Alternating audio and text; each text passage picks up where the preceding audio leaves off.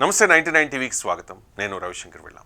ఢిల్లీ దేశ రాజధాని. దాదాపు 150 కోట్ల మందిని పాలించే భారత ప్రభుత్వానికి కీలకమైన స్థానం. ప్రపంచంలోనే జనాభా పరంగా టోకియో తర్వాత స్థానంలో ఉన్న రెండవ అతిపెద్ద మహానగరం ఢిల్లీ. ఢిల్లీ మన దేశానికి రాజకీయ అధికార కేంద్రం కూడా. అక్కడి నుంచే ఎన్నో శాసనాలు అమలవుతాయి. అక్కడి నుంచే బలమైన ప్రభుత్వం దేశాన్ని పాలిస్తుంది. ఢిల్లీలో అధికార వ్యవస్థ, రాజకీయ వ్యవస్థతో పాటు అంతా ఉంటుంది. ఢిల్లీకి ఫ్లోటింగ్ పాపులేషన్ కూడా చాలా ఎక్కువ. అలాంటి ఢిల్లీలో నివాసం ఉండడం అన్నది ఒకప్పుడు హోదా, ఒక గౌరవం. ఇప్పుడు అక్కడ ఉంటే శ్వాసకోశ వ్యాధులతో ఇబ్బంది పడే పరిస్థితి ఎదురవుతోంది. ఎంత గొప్ప నగరమైనా, ఎంత ధీటైన మెగా సిటీ అయినా ఢిల్లీని వాయు కాలుష్యం వణికిస్తోంది. అనారోగ్య సమస్యలతో పట్టి పీడించేలా చేస్తోంది. దీంతో శీతాకాలం వచ్చిందంటే చాలు ఢిల్లీ గడగడలాడుతుంది. వాయు కాలుష్యం తాలూకా నాణ్యతా ప్రమాణాలు చాలా దారుణంగా పడిపోతూ ఉన్నాయి.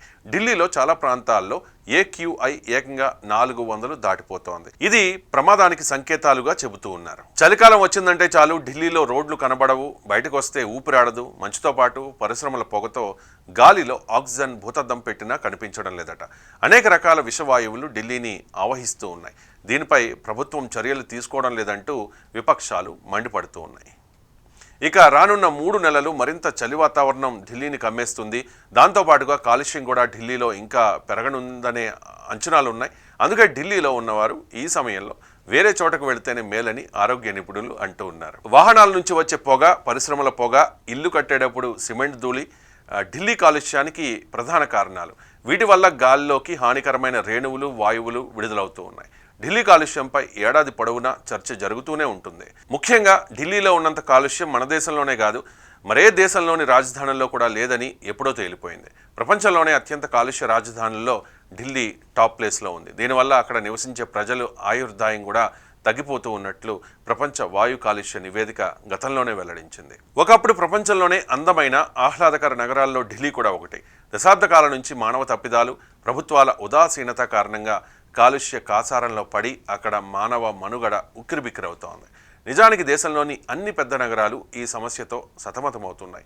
వాయు కాలుష్యాన్ని పర్యావరణ సమస్యగానే పరిగణించకుండా ప్రజారోగ్యానికి సంబంధించిన అంశంగా చూసి తగిన చర్యలు తీసుకోకపోతే అతి త్వరలో ప్రజలంతా ఢిల్లీని వదిలి వెళ్ళిపోవాల్సి రావచ్చు. గతంలో ధూమపానం అలవాటు ఉన్న వారికి మాత్రమే వచ్చే అత్యంత ప్రమాదకరమైన జబ్బులు ఇప్పుడు వాయు కాలుష్యం పుణ్యమాని 100కి 50 మందికి వస్తూ ఉన్నాయి.